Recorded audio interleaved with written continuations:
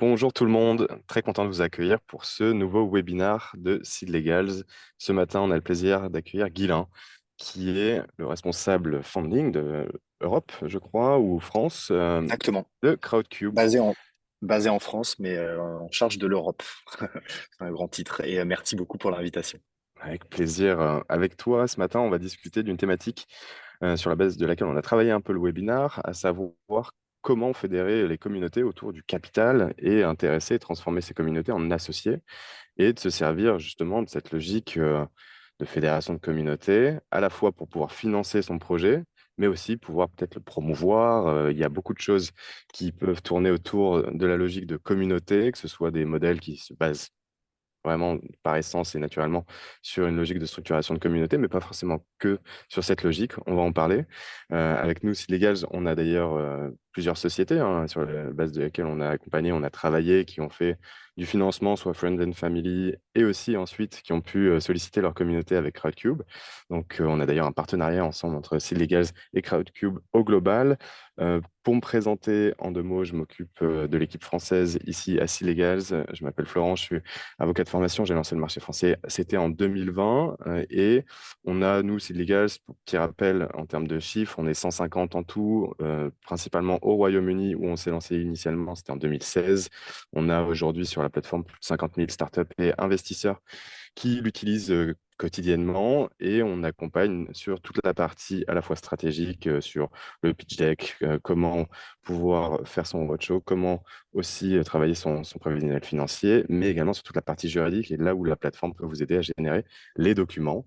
Voilà, c'est ce qu'on fait côté Site Légal. On a une quinzaine sur la France, notamment basée à Station F et à Lyon à H7. Ça, c'est pour la petite présentation rapide côté Legals. Et j'ai le plaisir, comme je l'ai dit, d'accueillir Guilain côté Crowdcube. Vous pouvez évidemment vous présenter aussi sur Zoom. Vous avez la partie discussion, vous connaissez comment ça fonctionne. Mais merci encore d'être là, Guilain. Je te laisse présenter en deux mots Crowdcube. Ouais, bah, avec grand plaisir. Donc, Guilain Marino, moi, je suis en charge, donc, comme on le disait, des équipes françaises de Crowdcube, mais de toutes les opérations hors UK, parce que la réglementation varie un petit peu.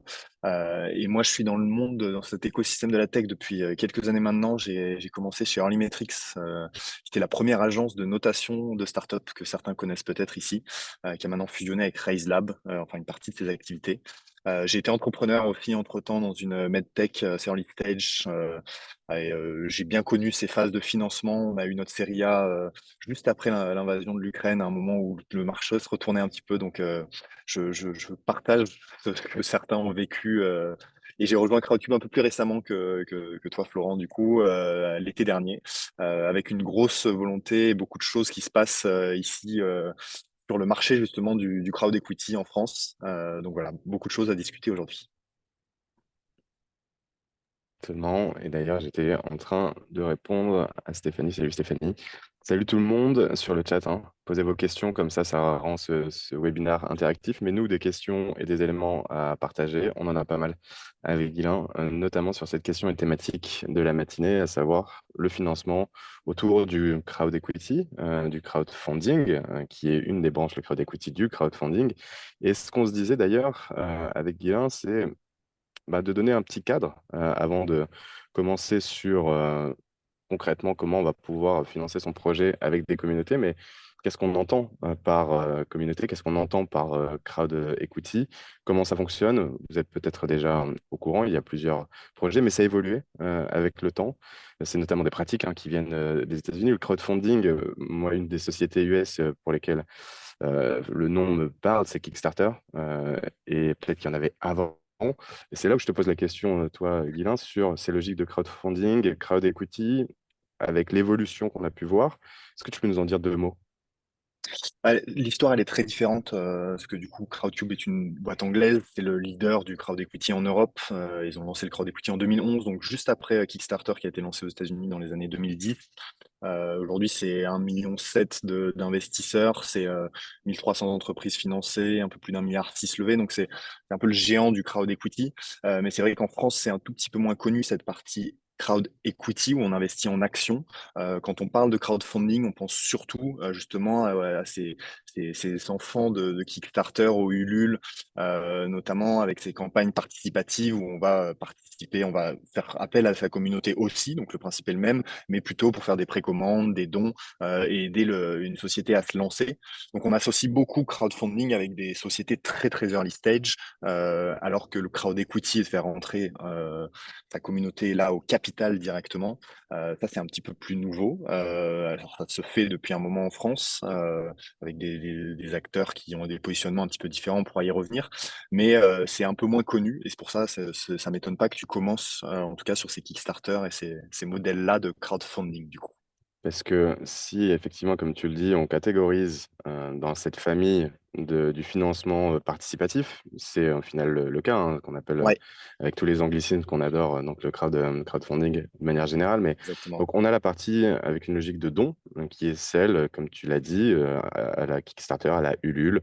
On a aussi KissKissBankBank.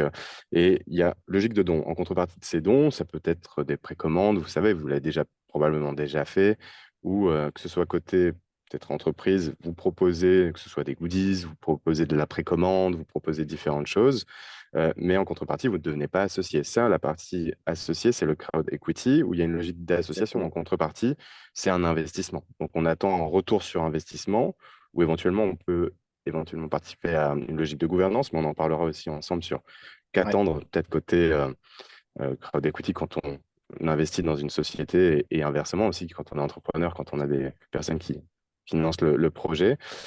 Et il y avait également une famille qui était le prêt. crowdlending, exactement, Ouais. donc du prêt. Donc, c'est les trois principales catégories, hein. J'en oublie ou ce sont Ouais, les c'est trois qui ça. composent?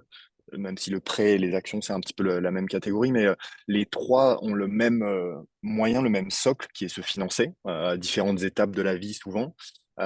Mais en tout cas avec une approche qui est un peu différente d'aller se financer avec des banques, avec des fonds d'investissement, parce qu'on va faire appel à la communauté. Et ça, je pense que c'est quelque chose sur lequel il faut insister et qui est important, c'est que c'est pas un plan B. C'est pas, je n'ai pas réussi à lever avec un fonds d'investissement, j'ai pas réussi à avoir mon prêt avec une banque. Du coup, je vais me tourner vers ma communauté parce que j'y arrive pas. C'est plutôt, j'ai une logique derrière d'engagement. Et tu as parlé de ça, de cette stratégie de communauté en introduction. Et c'est hyper lié. C'est du coup, je vais me servir de ce moment de financement pour capitaliser sur ce moment-là, pour impliquer ma communauté et que ça devienne des ambassadeurs hyper engagés, des premiers clients quand on parle d'un Kickstarter. Et ça, c'est quelque chose qui est très très fort chez Crowdcube et qui en fait aujourd'hui un acteur assez incontournable. Presque toutes les sociétés B2C en Angleterre, je pense à des Revolut, des Monzo, des Citymapper, elles sont passées à un moment Il y par a Crowdcube Conto ou par du également crowd equity. qui l'a En fait. France, Bon, là, Conto, c'est bien sûr. B2B plutôt. B2B, mais avec ce côté communautaire qui est très très fort, parce qu'ils ont énormément d'auto-entrepreneurs qui gravitent autour de cette marque-là, et qui Mm. sont devenus du coup via cette opération Crowdcube des super ambassadeurs qui vont faire beaucoup plus de parrainage que un utilisateur moyen, qui vont parler autour d'eux, que Conto va pouvoir solliciter. J'étais à leur événement de fin d'année avec tous leurs investisseurs Crowdcube, va pouvoir les solliciter pour des retours produits sur des tests, Ouais, c'est tout un tas de des choses. Mais versions bêta qui sont de lance. Voilà. on va en reparler de cette partie, justement, Ouais, comment c'est soutenir la partie communauté, mais effectivement, c'est un très bon point. Avant de rentrer dans le détail de cette partie, si on prend un peu de recul et effectivement sur l'évolution du marché au niveau du financement, peut-être au global, parce qu'il y a un parallèle clairement à faire entre la maturité de l'écosystème startup avec aussi la naissance de ces exemples donc, qui partaient sur des réplicas de Kickstarters et qui sont notamment KissKiss en termes de date, mais tu vas me rappeler les dates, mais pareil avec Ulule, et on voit l'évolution qui tend en fait de cette logique de donc, crowdfunding. Il y a eu la logique ensuite crowd equity qui était une adjonction peut-être là-dedans, tu vas nous en dire un petit peu plus là-dessus, et on voit qu'il y a une évolution qui tend également vers peut-être une logique un peu moins retail au sens où ce sont peut-être pas des investisseurs connaisseurs qu'on visait quand on fait du crowd equity, des investisseurs professionnels, on s'entend. Et là, on voit qu'on a une logique peut-être un peu de professionnalisation avec des communautés type club deal, avec des logiques type Blast Club, que ce soit aussi peut-être sous forme de Tudigo, avec la volonté de vouloir démocratiser le private equity. Toute cette évolution-là, avant justement qu'on parle peut-être pour quel profil et quel type de projet, de startup, c'est intéressant d'utiliser cette mécanique. sur de la genèse et l'évolution. Comment tu le vois, toi, de ton côté? Ouais, complètement. Je sais pas, alors je sais pas si c'est une évolution parce que les Ulule, elles ont toujours leur valeur aujourd'hui, ça existe toujours, donc Oui, c'est bien pas sûr. la suite de Mhm. ça. Mais en tout cas, c'est vrai que c'est des moments souvent de maturité qui sont très différents. Crowdtube, je parlais tout à l'heure de communauté, c'est vrai qu'on a vraiment ce côté où notre métier, c'est d'aller parler à des gens qui sont pas des investisseurs de base. Alors il va y en avoir, mais d'aller s'adresser à toute la communauté de clients qui probablement n'ont jamais investi dans une startup. Et tu parlais de démocratisation, c'est hyper important de les aider à comprendre qu'est-ce que c'est, qu'est-ce que ça représente, et de leur permettre de devenir actionnaire à partir de 10 euros. Vraiment pour avoir ce côté engagement, ce côté appartenance, là où des club deals dont tu parlais, ça va être un petit peu différent parce que tu vas avoir des tickets d'entrée beaucoup plus hauts, souvent autour de 1000 euros, potentiellement des frais aussi pour rentrer dans ce club-là, et avec une sélection qui va être faite un petit peu différemment. Donc le positionnement est un peu différent, c'est la grande famille du crowdfunding comme tu le disais, mais du coup, ça va être le but va être aussi un petit peu différent, de aller chercher des fonds uniquement avec une alternative aux fonds d'investissement, et ce côté dont je parlais, qui est très important chez nous, d'aller convertir cette communauté en investisseurs pour après derrière aller capitaliser dessus, aller communiquer avec eux. Je t'entends plus. Je me suis mis en mute, c'est normal. Mais la question que je te posais, c'était quand est-ce que c'est créé Crowdcube en termes de chronologie? Parce que Kickstarter, c'est quoi? C'est début des années 2010, je crois, 2000? ouais, quelque chose Ok, comme ça. Et Crowdtube, c'est 2011. Je d'accord. crois que les premiers acteurs français, c'est 2013 ou 2014. Hmm. Euh, et donc, alors oui, c'est du dilutif. On disait, il y a plusieurs. Je vois une petite question, j'anticipe, je sais pas, Bien sûr, bien sûr. qui a pop-up, mais c'est ce qu'on disait. Il y a plusieurs familles. Donc, les Kickstarter, c'est pas du dilutif parce qu'on va faire une précommande. C'est des premiers clients la plupart du temps. C'est une logique de don ou Sur d'achat de Crowdtube, oui, goodies ou précommande, ouais. c'est exactement le même principe que un fonds d'investissement, un business angel, qui vont investir pour des actions et donc avoir une part du capital au même titre que tous les actionnaires classiques. Mais à partir de 10 euros. On va jouer sur le volume de ces gens-là pour aller chercher des montants qui varient. Alors, on fait des levées de fonds autour de 150, 200 000 euros. Des gens comme là, en ce moment, on a une grosse fintech lettonienne qui a ouvert hier et qui a déjà levé, je crois qu'ils sont pas loin des 3 millions là, ou même Vestiaire, Conto, qui ont levé très proche de 4 millions. Donc, c'est juste avec leur communauté. Oui, ça Donc les va dans des montants varient montants. énormément, Ouais. mais oui, c'est du dilutif. Après, il y a encore une fois, on parlait tout à l'heure des autres modèles et on fait aussi des obligations convertibles, des BSAR, qui du coup sont aussi du dilutif, mais avec un système de prêt. Ça, c'est un point dont on va parler également ensemble parce que typiquement, quand on parle d'equity, eh ben, il y a les différentes mécaniques qui permettent.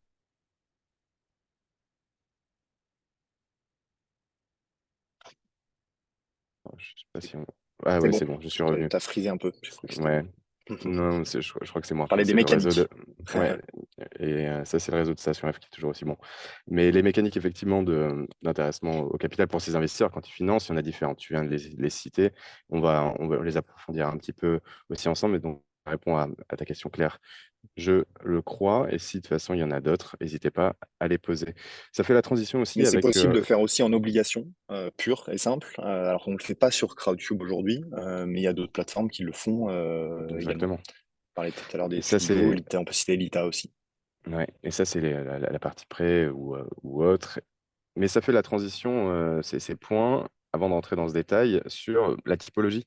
Tu donnais des noms, que ce soit Vestiaire, que ce soit Conto, que ce soit sur Oui, des sociétés qui sont dans une approche ou un modèle économique qui soit auprès des particuliers ou auprès des entreprises, B2C, B2B. Euh, Comment on peut se dire, effectivement, à la fois la logique peut-être de crowdfunding, ça peut être intéressant, mais aussi cette particularité du crowd equity, c'est quelque chose qui est intéressant pour moi. Est-ce que je dois d'abord avoir une communauté et donc commencer par la création d'une communauté pour ensuite pouvoir euh, ben, essayer de la fédérer autour de cette mécanique de l'investissement et de financer le projet? Comment on peut se dire, OK, mon projet est adapté pour cette mécanique de ouais. financement? Alors ça aussi, ça évolue un petit peu. Initialement, c'est vrai qu'on s'adressait uniquement à des sociétés qui avaient déjà un petit peu ce concept de communauté, qui avaient une newsletter avec un bon taux d'ouverture, un bel engagement, qui avaient commencé à travailler un peu leur stratégie sur les réseaux sociaux, qui, ou alors même, on parlait tout à l'heure de Conto, qui est un peu une exception parce que c'est du B2B, mais ils ont cette logique de multiplicité de clients. Et parfois, on voit aussi des gens qui viennent lever avec nous parce qu'ils ont plein de partenaires. Là, je pense à Pennypets qui va lancer avec nous, qui est très très jeune comme société, que tu connais aussi.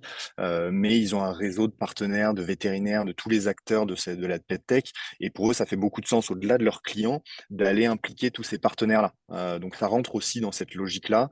Mais il y a vraiment cette logique de toute la communauté qui gravite autour de la boîte. Comment je vais les engager, comment je vais capitaliser là-dessus. Donc, du coup, beaucoup plus difficile de se tourner vers du crowd equity quand on est sur une société très B2B, très deep tech, avec beaucoup moins de visibilité, beaucoup moins de communauté autour de nous. Mais, et c'est là où c'est une des dernières évolutions. C'est pour ça aussi que le crowd equity marche très très bien en Angleterre, c'est qu'il y a un système de taxes. Je ne sais pas si j'anticipe un peu sur la suite, mais ça fait le lien avec la typologie de société.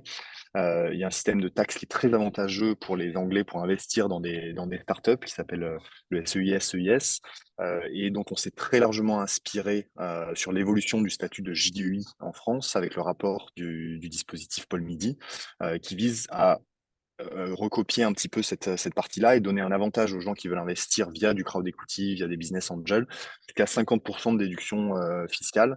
Et donc, on espère aussi que ça va être une nouvelle source de financement pour des sociétés beaucoup plus deep tech, donc de moins de 8 ans, qui dépensent plus de 30% de leur chiffre d'affaires en R&D, et que même si ces sociétés-là, elles n'ont pas complètement leur communauté, elles ont leur propre réseau en tant qu'entrepreneurs qu'elles vont pouvoir activer d'abord, potentiellement un peu plus large que le Friends and Family, et derrière essayer d'aller toucher notre communauté à nous, Crowdcube, c'est 1,6 milliard de personnes inscrites qui ont investi déjà sur Crowdcube et qui vont se dire, tiens, il y a un avantage fiscal, cette société-là, elle est hyper innovante, ça peut m'intéresser aussi. Voilà, donc de cette logique très, il fallait avoir une communauté absolument sur laquelle on a travaillé et qui, je pense, fait beaucoup de sens parce que, comme on le disait, c'est stratégique aussi de pas juste aller chercher des fonds, mais de vouloir engager cette communauté. Aujourd'hui, le crowd equity peut être un relais, et c'est ce qu'espère le gouvernement aussi pour des sociétés qui ont des profils un peu plus deep tech et un peu moins communauté. Il y a deux enjeux là, de ce que je comprends, ce que tu viens de nous dire, c'est-à-dire d'un côté, il y a les typologies d'entreprises et de projets qui seraient susceptibles de pouvoir utiliser cette mécanique de financement en faisant appel à des communautés. Parce qu'effectivement, si on reste sur ce premier point qui est pour les entrepreneurs, pour vous, là, si vous nous écoutez, comment vous pouvez vous projeter sur comment se financer? Évidemment, vous lancez votre projet. Au départ, vous avez votre premier réseau, donc de Friends and Family, des entourages, etc. Et c'est une logique de financement pour compléter peut-être ce que vous réalisez déjà en chiffre d'affaires. Et pareil, côté Cédric, on vous accompagne du tout début du projet, même à la création de la structure, jusqu'à pouvoir contractualiser ces premiers financements avec du Friends and Family, qui est complémentaire aussi avec la logique du crowd equity. Donc, en fait, de ce que je comprends sur ce premier point, c'est tout type de projet pour éventuellement, en se lançant au départ. C'est d'ailleurs l'exemple qu'on a pu donner avec Pennypet, hein, dont on parlait, Ouais, je crois qui a levé des ils fonds ont sous 400 forme de clients BSR. aujourd'hui, quoi. Donc Exactement. c'est encore Mais tout jeune. c'est ça, mais ils se sont financés d'abord sur une logique dilutive et probablement aussi sur une logique non dilutive en faisant appel à des prêts ou Ouais. à une bourse French Tech ou je ne sais quoi, je ne sais pas exactement, mais ça, c'est typiquement aussi la logique de financement pour vous qui existe à la fois sur le non dilutif et sur le dilutif. Et dans cette partie dilutive, vous avez donc les premiers réseaux, donc de Friends and Family, vous avez aussi les premiers business angels avec qui vous pouvez échanger. C'est le cas de la société dont on vient de parler. Et ensuite, une fois que vous commencez à créer, à avoir des clients, comme tu l'as dit, de potentiellement pouvoir aller les solliciter, en plus de pouvoir solliciter ces clients ou solliciter des utilisateurs ou qu'importe la communauté que vous pouvez avoir en fonction du projet que vous menez. Vous pouvez également solliciter d'autres communautés, type celle que vous avez, vous proposez sur Crowdtube. Donc ça, c'est côté plutôt startup et du projet ou même entreprise.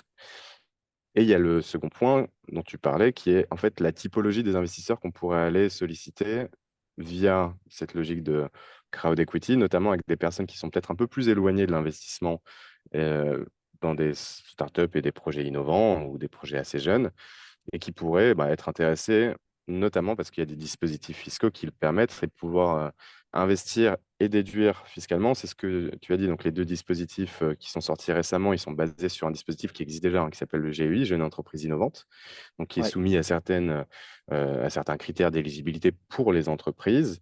Et ensuite, il y a d'autres critères qui ont été ajoutés dont tu viens de parler. Donc, effectivement, ça suit la loi de finances qui est sortie. On attend toujours quelques recommandations, guidelines pour pouvoir clarifier un peu comment ça fonctionne notamment sur la clairement. partie jeunes entreprises de croissance qui n'ont Exactement. pas été Et ça, complètement. c'est GUIC, donc Jeunes Entreprises Croissance, et il y a le GUIR, donc c'est sur la partie plutôt recherche et développement avec d'autres critères d'éligibilité. On ne le citera pas là, mais ça pourrait éventuellement mériter un webinaire en tant que tel sur cette spécificité technique et ces éléments. Mais clairement, en fait, nous, quand on est investisseur, mettons, on veut mettre 1000 euros, et ben, on va pouvoir déduire jusqu'à potentiellement 500 euros sur les 1000 de notre impôt sur le revenu de l'année sur la base de laquelle on a investi. C'est plafonné, hein. Il y a 10 000 euros de plafond. L'État ne fait pas que des cadeaux. Et c'est là où, en Angleterre, l'approche comparative C'est dont tu plus non, parlais, justement c'est un des gros changements, c'est que c'est plus cette même niche fiscale d'aide à domicile, etc. c'est Maintenant plus dans c'est cette un niche autre fiscale. Bah, plafond c'est très qui bon. est ouais exactement c'est ça le gros changement. Avant c'était le cas pour l'IR-PME qui était 18 ou 25% suivant Mhm. les moments de l'année. Et là maintenant ce dispositif JUIR, JUIC c'est jusqu'à 50 000 euros de déduction, c'est une poche à part.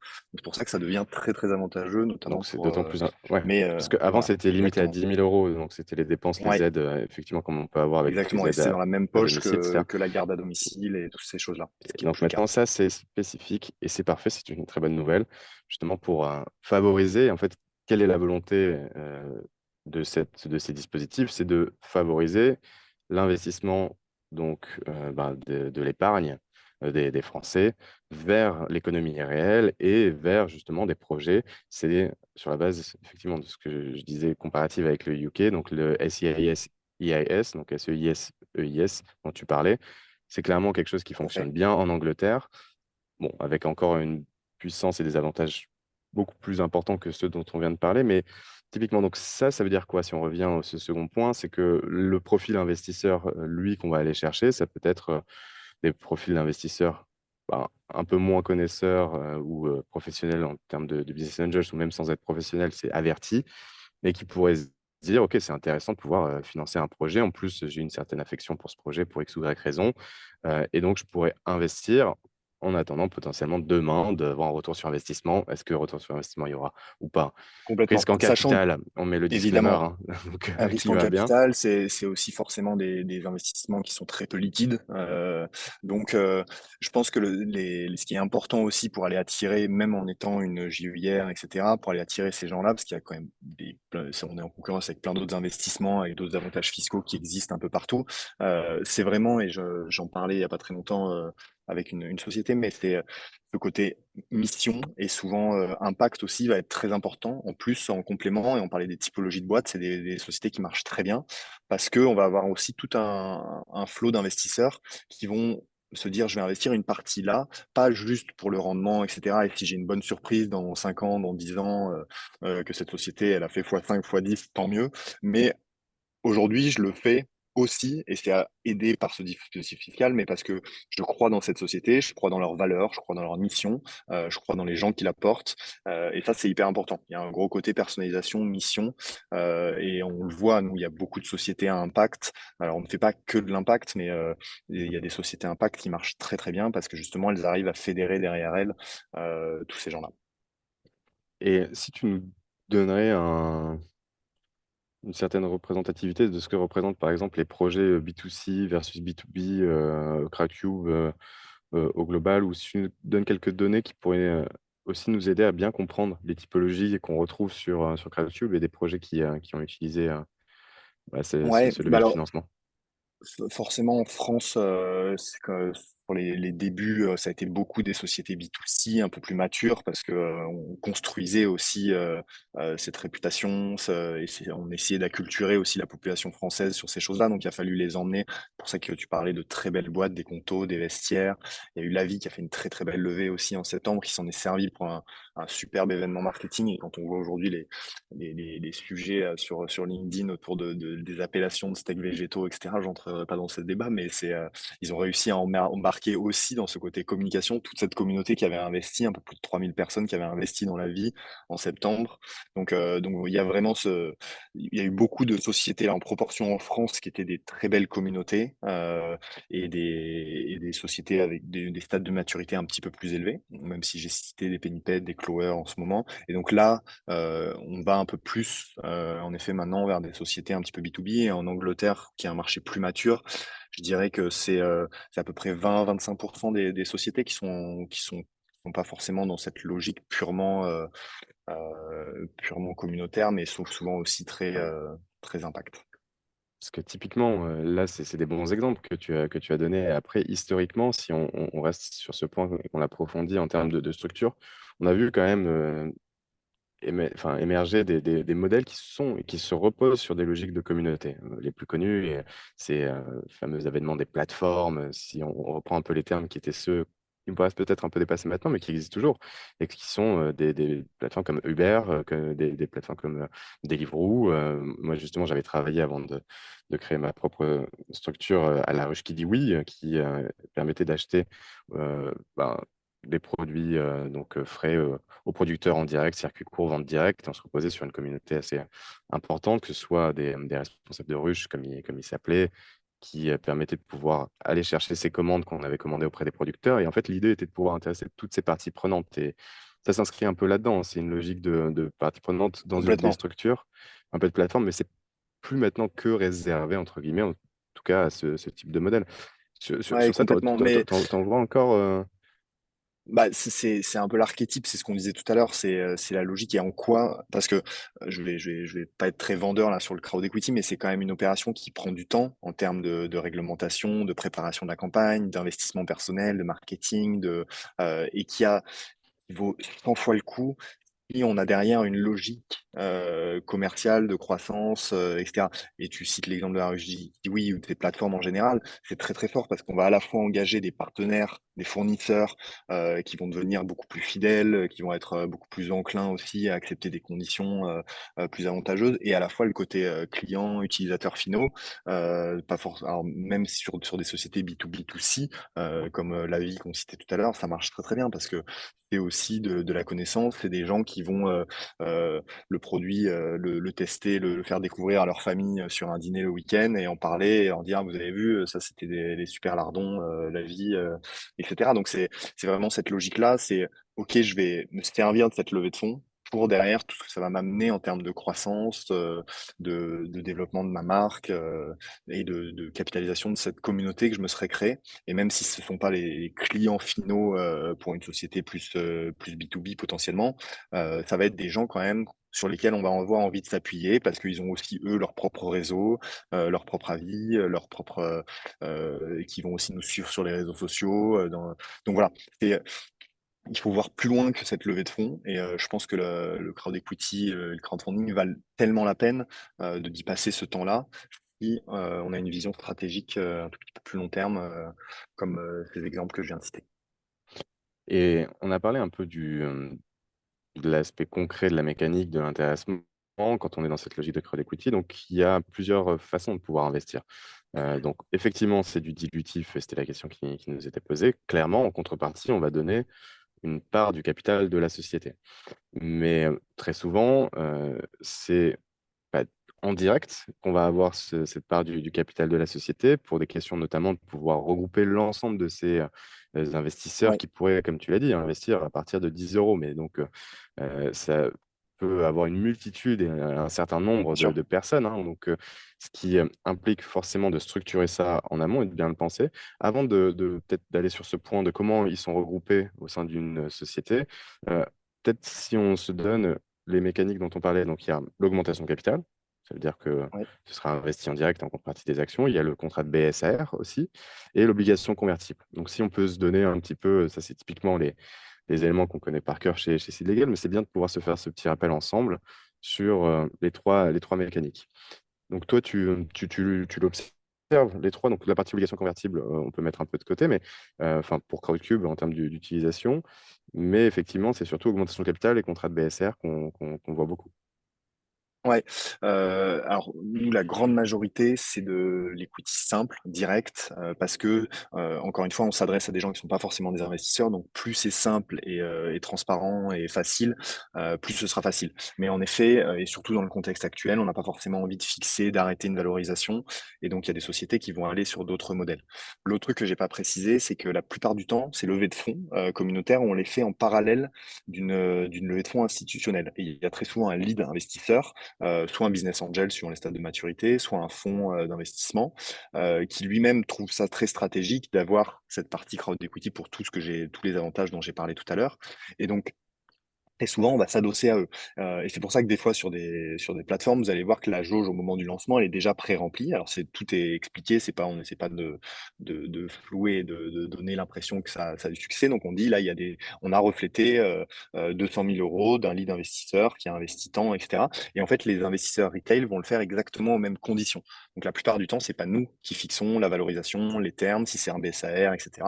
On va se s'adosser et refléter exactement les mêmes termes et conditions que le moyen de financement qu'il y a eu, que ce soit une obligation convertible en actions, un BSAR ou des actions directement, avec les mêmes droits afférents. Et ça, c'est très important pour être capable de le refléter en tant que tel dans la levée de fonds.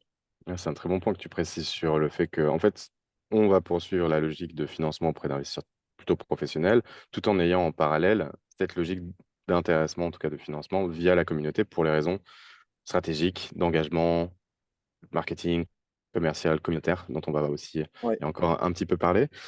Et pour peut-être donner quelques éléments de compréhension sur les trois mécaniques là, dont on a parlé. Donc, l'augmentation de capital, évidemment, comme tu l'as précisé, vous avez du capital tout de suite en contrepartie.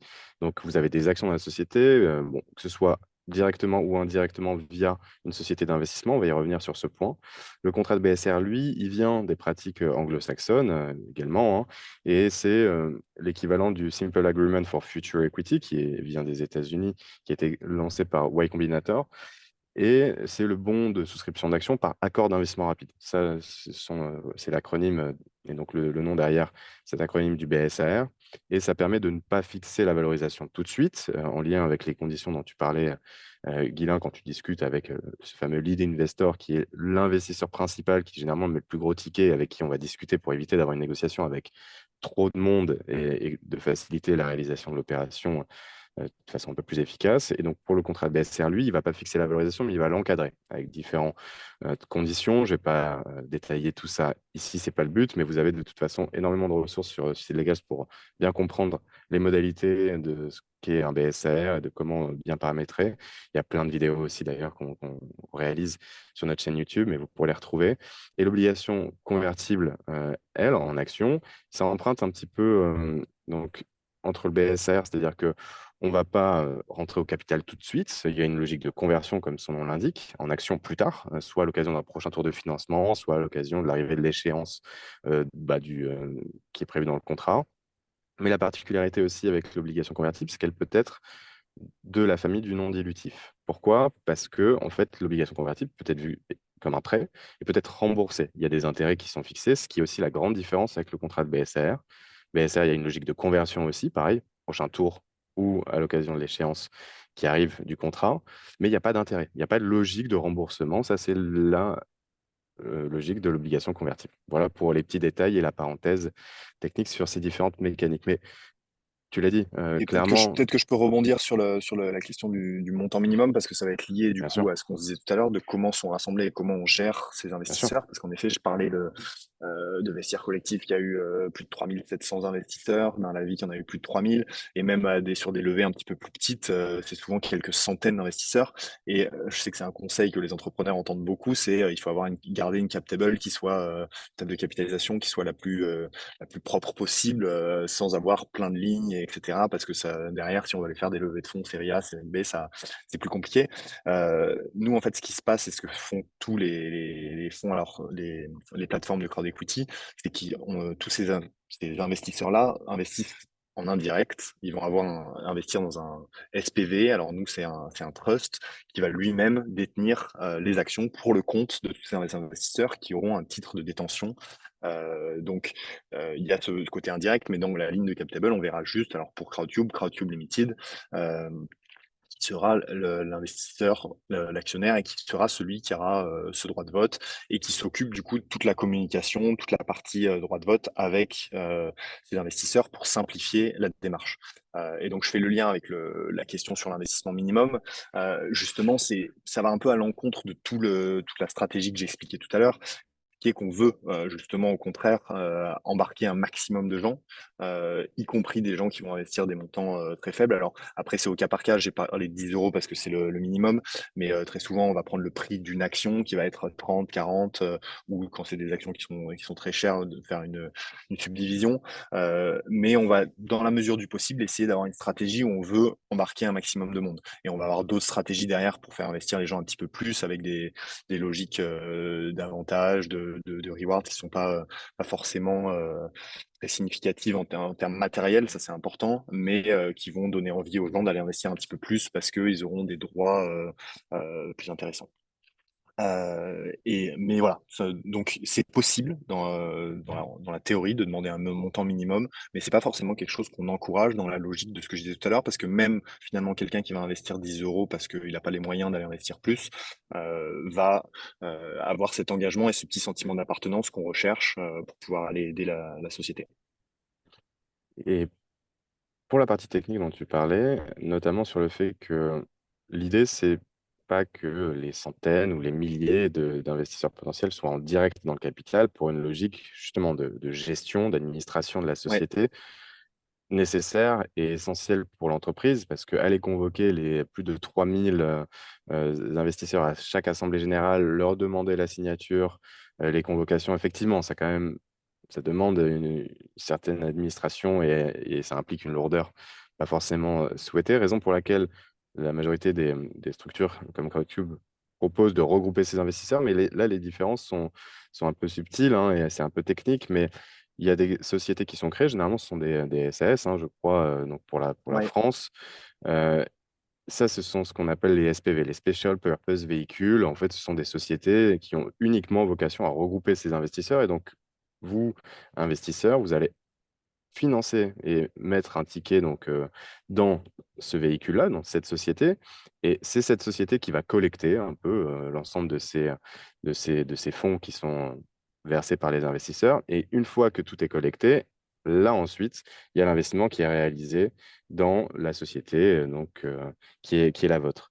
Et donc, la subtilité côté CrowdCube dont tu as parlé, je reviens juste dessus pour souligner un peu cette différence, c'est que vous avez une structure qui est un trust qui permet de regrouper ouais. l'ensemble des investisseurs, là où peut-être d'autres ben, types de crowd equity, de structures de crowd equity font directement une Ouais, le gros société avantage chacune. derrière, pourquoi on le fait, c'est que ça coûte moins cher à la société qui lève parce qu'il n'y a pas des frais de gestion après sur les années après année. Parce qu'un qui dit créer une société distincte pour chacune des levées de fonds, dit des frais de gestion qui peuvent être de quelques milliers d'euros, et qui rajoutent quand même beaucoup sur l'assiette, sur la facture par rapport à la levée initiale. Donc Ouais. ça, c'est une petite spécificité de par notre origine anglaise. Donc c'est un bon point à souligner, effectivement.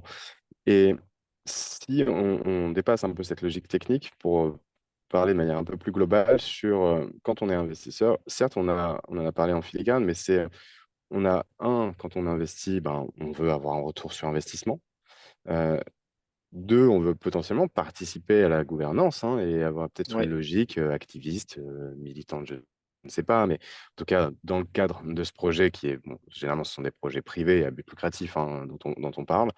Donc, c'est pour ça que je mets entre guillemets aspect activiste ou militant, mais tu vois l'idée. Et donc, comment mais on ce arrive qui à est vrai, jouer c'est la que le gouvernance? gros avantage, ce que je parlais tout à l'heure, la mission, et on a envie de s'identifier. Très souvent, les gens qui investissent sur Crowdcube, plutôt que d'aller investir dans des ETF ou dans je ne sais quel autre actif financier, c'est parce ils ont une attache particulière dans cette société. Ils ont envie de s'intégrer, de s'impliquer et d'être proches, parce qu'ils y Comme tu croient l'as et dit, ils ont on est envie déjà de, client en voilà. fait, on a déjà un Exactement, c'est rapport, une d'aller plus relation. loin dans cette étape supplémentaire. Ça peut d'ailleurs faire peur aux entrepreneurs de se dire si me retrouve avec 200 personnes qui me contactent, etc. Mm. Et là, l'engagement va être très différent d'une société à l'autre. Je sais que Green Got, ils avaient créé leur propre groupe WhatsApp avec tous les investisseurs qu'ils animaient en lançant des sondages de temps en temps, des annonces, etc. Je parlais de Conto tout à l'heure qui a fait une espèce d'AG officieuse en proposant à tous ces gens-là de venir en fin d'année pour annoncer quelques grands chiffres. Il n'y a pas les mêmes obligations que les actionnaires, donc ils sont pas obligés de divulguer tous les états financiers, etc. Mais il y a quand même ce côté, on vous tient au courant des grandes annonces, des projets de l'année prochaine, etc. Et c'est important pour continuer à engager cette communauté et à surfer sur cette opération qu'on a fait. Euh, il va y avoir après des choses un petit peu plus légales. On parlait de droit de vote tout à l'heure, sur une augmentation de capital future, sur une entrée en bourse, sur un rachat, etc. Il va y avoir aussi forcément le besoin de solliciter cette communauté. Et donc là, c'est là où Crowdtube, on vous aide aussi. On s'occupe de collecter les votes en 2 semaines, pour pas que ça soit bloquant. Et aussi pour rassurer les entrepreneurs qui nous écoutent, et là on va peut-être rentrer dans du un petit peu plus technique, mais il y a des clauses qu'on ajoute aussi dans chacune de ces levées de fonds, qui sont des clauses de tag along, drag along, etc., qui vont viser à protéger à la fois ces investisseurs minoritaires et la société, pour pas que ces gens-là se retrouvent à bloquer une opération de rachat global, ou au contraire qu'ils se retrouvent laissés sur le bord de la route au moment d'un rachat. Donc, euh, Et donc ce sont tout est des clauses, fait pour que pardon, juste assez pour le classique. point, Ouais, ouais, vas-y. assez classique sur les logiques d'investissement et qu'on retrouve à la fois quand on a des investisseurs euh, type business angels ou même fonds d'investissement. C'est des clauses, comme tu l'as dit, hein. Ça permet de pouvoir fluidifier la relation et des opérations futures à venir. Et le point là dont je voulais parler aussi, c'est est-ce qu'on ferait un distinguo donc entre vraiment ce qui relève de la logique de l'investissement et de la partie juridique et un peu technique, d'une logique de gouvernance et d'engagement d'une communauté, peut-être un peu plus Exactement. marketing ou communication, ou même en fonction des valeurs qui sont celles de la société, hein, c'est ça, donc on Oui. distingue les deux. Il y a les obligations vraiment légales de communication, au moment d'opérations spécifiques justement qui vont toucher au capital notamment, et d'informations basiques. Et puis il va y avoir toute cette logique aussi là, plus de communication, parce que mine de rien, avoir quelques centaines de personnes qui nous suivent, qui sont là, qui croient dans la boîte, bah, c'est un actif énorme sur lequel ce serait bête de ne pas capitaliser. Bien sûr. Mais d'ailleurs, tu donnais des exemples qui sont intéressants, hein, si on les image. Cette logique de gouvernance, en tout cas de pouvoir solliciter la communauté, il y a à la fois de pouvoir peut-être euh, proposer, je sais pas, de participer sur ce qu'ils en pensent en termes de noms. Je sais pas si tu parlais de l'avis sur l'arrêt, la mention des steaks végétaux, et donc peut-être qu'ils ont fait participer, interagir cette Ouais, communauté dans une logique de marketing ou de rebranding ou de je ne sais quoi, en lien avec ça. Euh, il y a également l'autre aspect qui était celui de Conto dont tu as parlé, qui est, ben, on peut avoir des retours utilisateurs de cette communauté-là qui nous permet de pouvoir eh ben, améliorer notre service ou notre produit parce que c'est des personnes qui l'utilisent, c'est des personnes qui sont d'autant plus disposées à pouvoir te faire un retour, hein, qu'il soit objectif ou autre. Donc ça, c'est un autre exemple. Et troisième, peut-être, et dernier exemple, c'était en lien aussi avec Conto de ce que tu disais, c'est on a une logique d'ambassadeur. Et cette logique ouais. d'ambassadeur, ça, c'est plutôt une logique commerciale avec est-ce qu'il y a peut-être des incentives ou même pas, ça se fait naturellement. Euh, Bah alors, Incentive, c'est d'être devenu actionnaire, justement. Mais c'est vraiment ça. On a des chiffres et on aime beaucoup, nous, aller reparler à des anciens, des alumni Crowdcube parce que de connaître l'impact. Et on le voit, alors on l'a dit sur le nombre de parrainages de quelqu'un qui est investisseur et pas investisseur.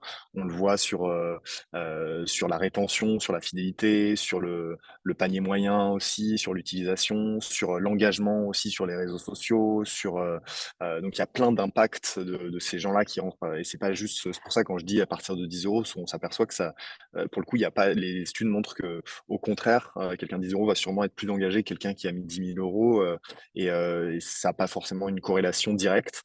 Mais en tout cas, ce qui est très très fort en termes de corrélation, c'est les investisseurs et les non-investisseurs, et encore plus quand la société, elle vise à les faire sentir un petit peu spéciaux.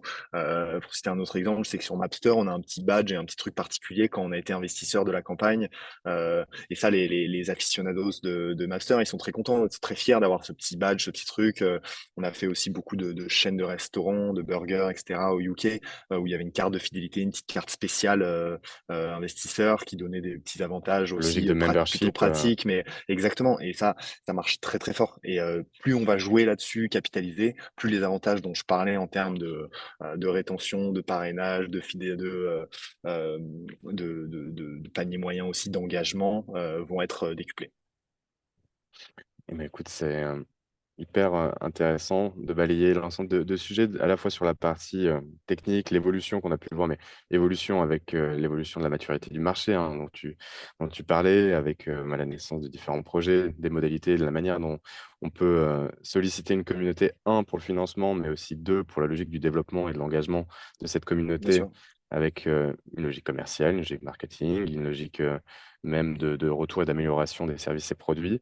Euh, Ça fait 45 minutes qu'on parle ensemble. On pourrait parler, je Peut-être pense, encore un petit moment, Guilain, mais ouais, vas-y, si tu as d'autres juste points. pour finir là-dessus et peut-être un peu en guise d'ouverture pour conclure, mais je pense que le marché français, là, c'est autour du crowd equity se développe énormément et je pense que Paul Midi aide beaucoup et j'espère que on entendra plus parler, que les gens vont aussi connaître ces dispositifs-là, s'engager, voilà.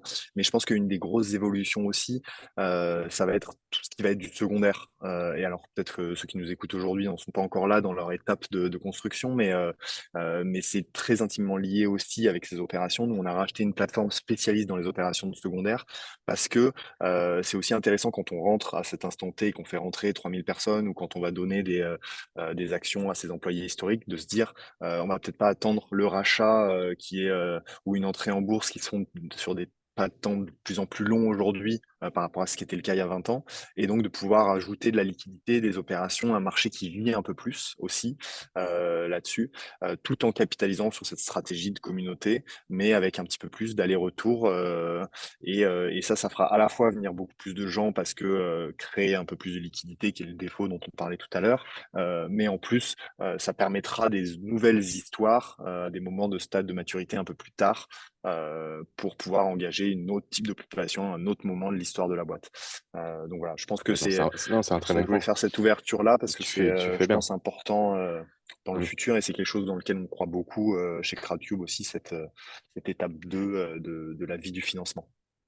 Et c'est un bon point que tu fais effectivement bien de préciser parce que ben, quand on finance le projet, là, on est dans la partie plutôt financement, le retour sur investissement qu'on a en tant qu'investisseur lorsqu'on met un ticket dans une société en laquelle on croit et qu'on apprécie. Après, la question est de savoir comment on peut avoir ce retour sur investissement, et c'est le défaut de la liquidité dont tu viens de parler, avec des opportunités de pouvoir monétiser, donc retirer son investissement, entre guillemets, hein, de pouvoir en fait monétiser avec une plus-value, on l'espère, potentielle.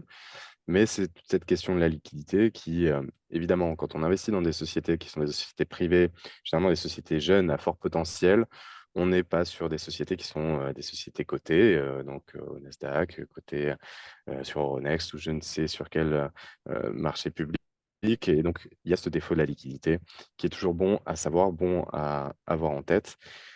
Est-ce qu'on passe aux questions? Si vous avez des questions, il y a Claire qui nous posait quelques questions. Si d'autres personnes en ont, ou même Claire en a d'autres, avec plaisir pour en poser. Moi, j'en ai une pour toi, Guilain. C'est pour commencer, ça ouvrira peut-être d'autres questions qui suivront. Sur concrètement, combien de temps ça peut mettre en moyenne de financer avec Roadcube, de faire sa campagne justement de promotion pour récupérer tous ces investissements? Comment ça se passe? Ouais, dans la pratique, il y a un peu 3 phases distinctes. Une phase de préparation qui est importante, où on prépare le pitch, la stratégie, la page, et cetera. Il y a quelques obligations légales. Alors, on appelle ça le due diligence, mais c'est pas vraiment la même type de due diligence qu'on va faire avec un fonds d'investissement. C'est plutôt d'aller vérifier que tout ce qu'on raconte sur notre page de levée de fonds n'est pas trompeur, parce qu'on va s'adresser encore une fois à des gens qui ne sont pas forcément des investisseurs avérés, avertis, et donc, du coup, il va falloir que l'information soit la plus claire, la plus transparente possible. Donc ça, c'est un petit exercice où on va vous demander des preuves de tout ce que vous allez raconter, des preuves externes de tout ce qu'on va raconter quand on dit je suis le meilleur là-dedans, de l'exposer, mon produit fait tel et tel miracle, de l'exposer. Et donc cette phase, elle dure en moyenne, on a beaucoup réussi à la condenser aujourd'hui, notamment si vous avez un pitch de prêt après ou pré-écrire toute cette phase-là. Donc c'est une phase qui dure à peu près 3 semaines, pendant laquelle on commence aussi un petit peu à préchauffer votre communauté en annonçant, là sur une stratégie un peu plus marketing, en faisant venir les gens se préinscrire. Si vous allez sur la plateforme, vous allez voir des sociétés qui sont en pré-accès, tout comme Pennypet dont je parlais tout à l'heure, et d'autres qui sont ou sur lesquels on peut investir directement, comme Clover ou Mintos. Et derrière cette phase-là de levée, chez Crowdcube, elle est très courte. En général, on a une petite phase d'accès privé où là, on envoie juste le lien à ces gens qui sont préinscrits, la communauté proche, pour qu'au moment où on ouvre en public, là je divulgue un peu toutes nos stratégies commerciales, mais la jauge soit déjà remplie et qu'on crée ce momentum et cet esprit de peur de rater l'opportunité. Et donc là, l'opération dure en général entre 1 et 2 semaines, donc c'est assez court. Et derrière, on a toute une phase qui là elle-même va durer 3 4 semaines de collecte de tout cet argent, de vérification anti-blanchiment, les KYC, etc. Qu'on fait plutôt de notre côté, mais on va vous demander quelques pièces. Et donc entre le moment où on s'est tapé dans la main, on s'est dit qu'on allait avancer ensemble, et le moment où vous recevez les fonds, il y a en moyenne 10 à 12 semaines avec ces 3 phases-là distinctes. Oui, ce qui est relativement cohérent hein, par rapport aussi à ce qu'on observe quand on fait une levée de fonds, typiquement Ouais, auprès de Business Angels ou autres. Nous, ce qu'on a mais ça l'habitude reste de intense, et voir. c'est ce que je disais tout à l'heure, Ouais, ouais, bien sûr. ça reste, Ah, c'est clairement c'est intense. notamment la partie de campagne et de préparation, peut-être un petit peu moins la phase de collecte des fonds, mais ces phases-là, ça demande un Ouais, engagement d'une petite équipe autour de ce projet-là mais tout comme une levée de fonds aussi, j'imagine. Mais c'est bien pour ça sûr. que je dis, faut le faire aussi pour les bonnes raisons. Clairement et justement pour les levées de fonds «classiques» entre guillemets, auprès de, business angels ou même fonds d'investissement, on a l'habitude de voir et communiquer nous, Illegals, avec toutes les données qu'on peut avoir sur la plateforme, sur 6 à 9 mois, mais ça dépend. Après si, comment on est bien engagé, tous les documents, est-ce qu'ils sont prêts, avec les supports pour pouvoir communiquer avec des investisseurs? Comment s'y prendre aussi? C'est pas forcément, quelque chose d'évident quand on est peut-être, primo-entrepreneur. Tous ces éléments, bah, voilà, vous pouvez passer, par des sociétés qui peuvent, vous éclairer là-dessus, que ce soit nous Ouais. avec Sealegals ou que ce soit aussi avec Rockcube sur une logique de, communauté. C'est l'idée. C'était notamment l'idée de ce webinaire, mais tu as un Et en point à tout, ajouter? Ouais. Et en tout cas, ouais, on parle d'accompagnement. Nous, ce qui est très important, c'est qu'on vous laisse pas, c'est pas juste une plateforme sur laquelle on met la campagne et derrière, on vous laisse faire. Nous, on vous apporte aussi toute cette expérience de timing, de communication, quand est-ce qu'il faut envoyer telle et telle communication, comment s'adresser à tel et tel type de population, etc. Donc, je vais pas rentrer dans les détails financiers, mais nous, on a un success fees uniquement, donc on paye des frais uniquement au succès, et sur le reste, tout l'accompagnement va être inclus dans cette tarification-là. Et on a une équipe dédiée qui vous accompagne tout au long de la campagne pour maximiser le potentiel de celle-ci. Il y a une question, de Claire qui nous pose le point de savoir sur comment on gère une entreprise centrée sur l'exploitation de brevets sous licence. Donc si peut-être je décris un petit peu plus en détail le point, c'est à qui, sont faites ces licences. Peut-être qu'il y a une logique de communauté derrière des personnes qui vont acheter ces licences avec, le brevet qui a été, heu, qui a été développé. Donc toutes les personnes sous licence pour éventuellement être dans une logique de communauté dont on a parlé ce matin avec Guilain, mais je te laisse poursuivre, sur cette partie. Ouais, complètement. Ça fait partie de ces partenaires et donc tous ces gens-là qui détiennent ces brevets et qui sont des partenaires, donc potentiellement des fournisseurs, enfin des partenaires et tous ceux qui vont l'exploiter derrière. Encore une fois, cette logique de plateforme. Alors je sais pas si je Non, réponds mais c'est, exactement. typiquement là, ce qui est précisé, pour Claire, on sera ravis de pouvoir échanger avec toi, hein, donc hésite pas d'ailleurs en termes de contact, d'aller sur Crowdcube et de solliciter, justement, bah, un call avec les équipes ou que ce soit, nous aussi côté Silegal Ouais, si ça pourrait aider évidemment. Donc, on est disposé avec nos équipes à répondre à tes questions parce que là typiquement c'est, un cas un peu spécifique. Si la société n'exploite pas elle, enfin ne détient pas le brevet, c'est pas grave en fait. Là, on est dans une logique de modèle économique qui est propre à celui de la structure mais dans lequel on va pouvoir de toute façon superposer une logique de stratégie de financement, que ce soit via une communauté, certes laquelle, comment, pourquoi, c'est les questions dont on parlait ce matin, que ce soit aussi via quelle mécanique, soit peut-être avec des premiers investisseurs type Business Angels, pourquoi, comment, quelles conditions, bah, on peut aider sur ces légales à clarifier un peu tous ces points. Donc, en termes de connaissances et de savoir comment pouvoir financer tout ça. Évidemment, Crowdcube comme Legals, on est là pour vous accompagner. On espère en tout cas que exactement. les éléments dont on vous a fait part et les informations que vous a partagées ce matin étaient intéressantes pour vous. Je ne crois pas qu'il y ait d'autres questions qui ont été posées. En tout cas, à moi de te remercier, Guilain, pour ta présence. Peut-être que tu en avais une Ben, dernière? Non, non, non, mais j'avais la même conclusion que toi, c'est que de toute façon, nous, encore une fois, on est alignés, on n'a aucun problème à prendre du temps pour expliquer, pour réfléchir ensemble si c'est pas forcément le bon timing ou le bon moment pour en faire.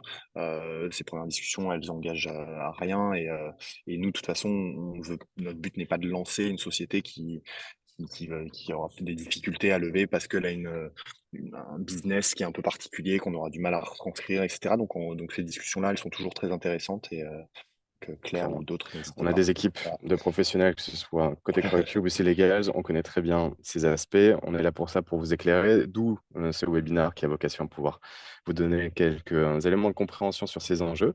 Merci Guilain Super. pour ta Merci à toi. participation et merci à vous, évidemment, d'avoir participé à ce webinaire. Pour nous contacter, silegals.com ou crowdcube.com également. Passez une très bonne journée Exactement. et à bientôt. Merci à tous et Salut. merci Florent. Au revoir.